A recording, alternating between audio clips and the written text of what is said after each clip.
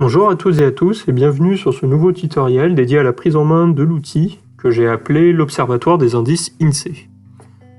Donc je vais vous donner un peu l'intérêt de l'utilisation de cet outil. Donc moi je vois trois gros intérêts. Donc, le premier, c'est d'observer les valeurs de n'importe quel indice INSEE à partir de son identifiant unique.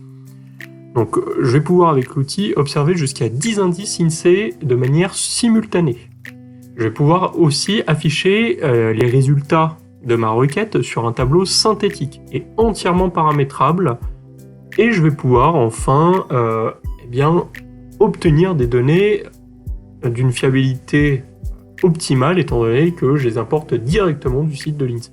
Deuxième grand intérêt de l'utilisation de cet outil, c'est que je vais pouvoir observer les valeurs d'indices INSEE sur une période librement déterminée par vous. Donc vous allez voir que sur l'outil, je vais avoir des options qui vont me permettre de sélectionner le mois et l'année de début de commencement de mon observation. Et je vais avoir aussi la possibilité de sélectionner le mois et l'année de la fin de mon observation. Troisième grand intérêt de l'utilisation de l'outil, c'est que je vais pouvoir obtenir une représentation graphique de l'évolution des valeurs des indices observés. Donc le graphique, vous allez le voir après, qui est réalisé automatiquement par l'outil. Je vais pouvoir avoir une vue synthétique de l'évolution de plusieurs indices en même temps, sur une représentation graphique, et le graphique, il est librement paramétrable et ajustable en fonction de vos besoins. Parlons un peu des prérequis. Il y en a trois. Vous êtes obligé d'avoir un système d'exploitation Windows. L'outil n'est pas compatible avec l'outil Linux ni macOS. Vous êtes obligé d'avoir une version de Microsoft Office Excel à partir de la version 2010. L'outil est incompatible avec LibreOffice ou avec OpenOffice. Bien entendu, vous allez devoir activer les macros qui sont nécessaires pour utiliser l'outil de manière optimale. Donc venons-en à la démonstration de l'outil. L'outil se présente sous la forme d'un fichier Excel que vous allez ouvrir de manière classique en double-cliquant dessus. Me voici dans la page principale qui va me permettre de rentrer l'ensemble de mes paramètres pour pouvoir lancer la requête auprès du site de l'INSEE. Donc il est vraiment très simple. Vous avez des cases qui vont vous permettre de renseigner l'indice INSEE que vous souhaitez observer. Donc les indices sont classés par ordre alphabétique. La liste n'est pas exhaustive, c'est moi-même qui les ai paramétrés et j'ai essayé de prendre les valeurs les plus utilisées. Mais vous allez voir qu'en fait, je vais pouvoir rajouter autant d'indices INSEE que je souhaite. Donc vous pouvez en observer, comme je l'ai dit tout à l'heure, jusqu'à 10 indices INSEE. Donc par défaut, j'en ai 3 de visibles. Vous voyez qu'entre la ligne 14 et 43, je vais pouvoir afficher d'autres sélections d'indices jusqu'à 10 indices. J'ai juste à sélectionner la ligne 14 et 43 en même temps, clic droit et cliquer sur afficher.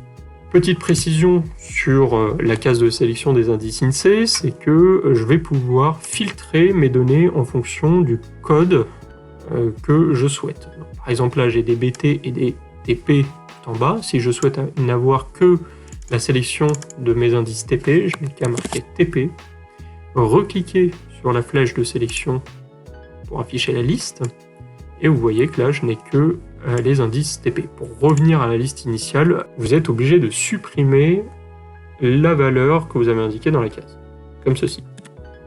Voilà. Et donc là vous revenez sur la liste initiale.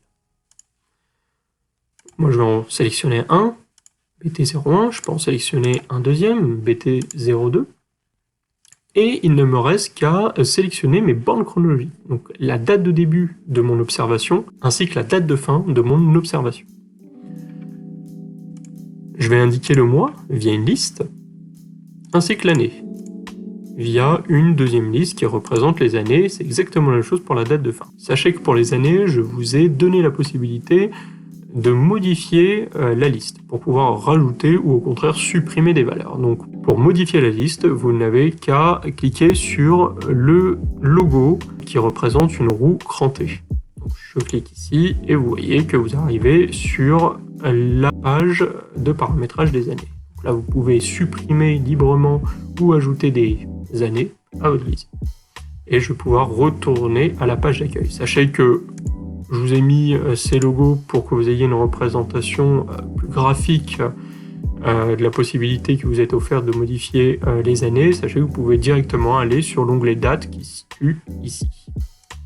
Ça revient au même. Enfin, sachez que vous avez un petit onglet qui vous permet d'obtenir les informations relatives à ces outils et à l'auteur, c'est-à-dire moi-même. Petite information, donc ce que vous ne pouvez pas faire sur cet outil, sur cette page principale, c'est que vous ne pouvez pas ajouter de lignes ni de colonnes et vous ne pouvez pas en supprimer. Attention aussi, vous ne pouvez pas modifier les noms des différents onglets que vous avez en bas. Vous devez les garder intacts. Sachez quand même que vous pouvez masquer certaines lignes ou colonnes du fichier et aussi vous pouvez changer l'ensemble des couleurs. Si celles-ci ne vous plaisent pas, je ne suis pas le meilleur en design. Je vais indiquer des bornes chronologiques. Je prends celle qui m'intéresse. Donc, par exemple, je vais aller sur 2018 et jusqu'au 5 2019, par exemple. Et je n'ai plus qu'à cliquer sur générer le tableau d'analyse pour que l'outil travaille de lui-même. Donc il se peut, sur les requêtes assez gourmandes, que vous ayez un peu de temps de chargement. Donc laissez l'outil faire le travail. De toute façon, quoi qu'il arrive, vous allez gagner du temps. Donc là, j'arrive sur mon tableau de résultats, donc qui est entièrement paramétré. Vous allez voir que vous pouvez changer tous les éléments, pouvoir filtrer avec l'élément filtre. Voilà.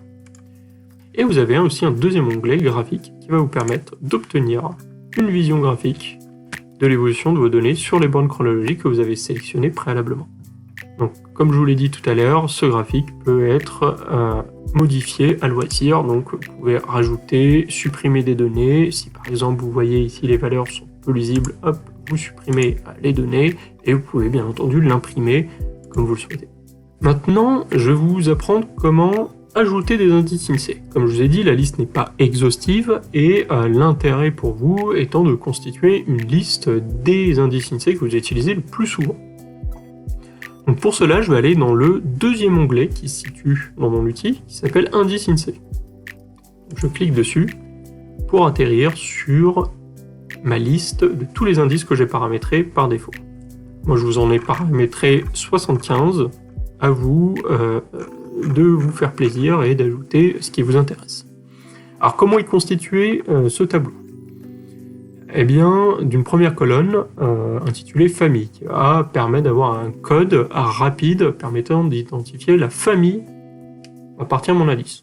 C'est un code que vous pouvez désigner librement, c'est un champ de saisie libre, faites ce que vous voulez. Le raccourci, généralement c'est le code raccourci INSEE que vous trouvez directement sur le site. Le nom complet aussi que vous retrouverez sur le site. Et l'affichage qui se fait automatiquement. Donc ça, je vais vous inviter à ne pas toucher cette colonne D. Vous voyez ici que vous avez une formule qui va se faire automatiquement à partir de la complétion de votre colonne B et votre colonne C. Et enfin, vous avez la dernière colonne E, qui est la plus importante, qui représente l'identifiant unique INSEE. Donc c'est vraiment l'élément, je vous invite à ne pas vous tromper dessus, sinon il ne va pas reconnaître l'indice INSEE que vous voulez observer, et l'outil va vous faire un message d'erreur. Alors petite précision, ce tableau est constitué par ordre alphabétique. Vous voyez sur les raccourcis, vous avez du BT, puis vous avez du I, puis vous avez du TP. Ce que je vous invite à faire, c'est de conserver ces éléments. C'est pas obligatoire, mais je vous le conseille vivement pour avoir une base de données propre. Donc pour cela, vous allez devoir, quand vous avez rajouté un indice INSEE, l'insérer en fonction de son nom. On va tout de suite faire un test. on va prendre un indice INSEE, donc que je vous ai préparé, qui est l'indice de production dans les services, transport et entreposage. Donc là, je suis directement sur la série en question, et je vais l'ajouter dans mon tableau de mon outil. Alors, donc là, j'arrive sur indice de production dans les services. C'est un peu la famille de l'indice. Je vais le résumer à IPS.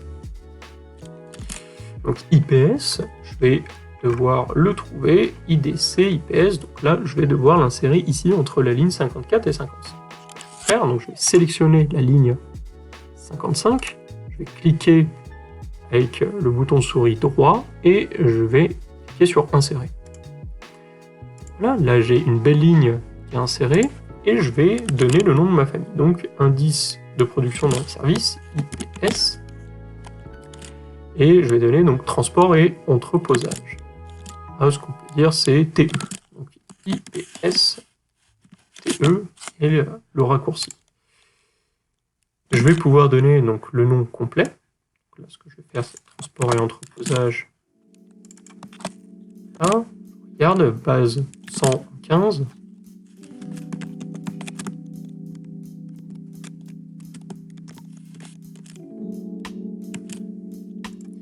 Et je vais ajouter mon fameux code INSEE qui se trouve ici. Donc vous prenez l'ensemble des éléments, y compris le 0. Ah, et vous l'ajoutez ici. Le voici, IPS, IPS-TE, entreposage. On va tout de suite le tester pour voir si ça marche. Donc, je reviens sur mon observatoire INSEE, et je vais essayer de le retrouver. Donc, je reviens à 0. Alors,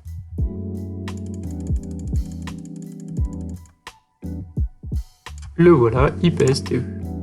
Donc, les bornes chronologiques, je vais laisser celles que j'ai mis tout à l'heure, et je vais cliquer sur générer le tableau. Et là, automatiquement, il me l'a trouvé. Il m'a bien dit que c'est l'indice de production dans les services, transport et entreposage. Je vais pouvoir passer à la partie graphique, et là, je peux voir l'observation des éléments. Ce que je vous conseille, puisque l'outil le permet, c'est d'observer cet indice par rapport à d'autres, pour pouvoir voir les tendances et les évolutions sur deux indices différents. C'est pour ça que je vais prendre par exemple IPS-TE et BT07.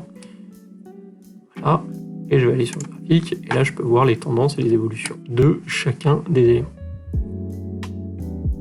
Alors vous pouvez enregistrer le tableau des résultats ainsi que le graphique sur une feuille séparée, qui ne sera pas celui de l'outil, comme ça vous conservez l'outil intact.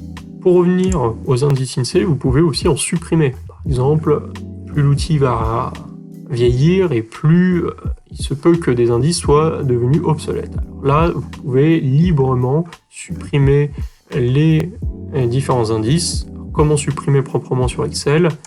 C'est en sélectionnant la ligne entière, donc en cliquant sur le numéro, clic droit, supprimer.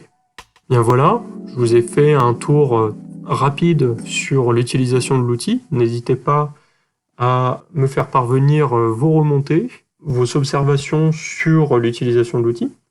N'hésitez pas aussi à vous abonner sur la page LinkedIn Les Petits Outils de la commande publique. Et n'hésitez pas aussi à partager d'autres outils si vous en avez, et à participer activement à la communauté. Voilà, je vous remercie et je vous souhaite une très bonne utilisation du logiciel.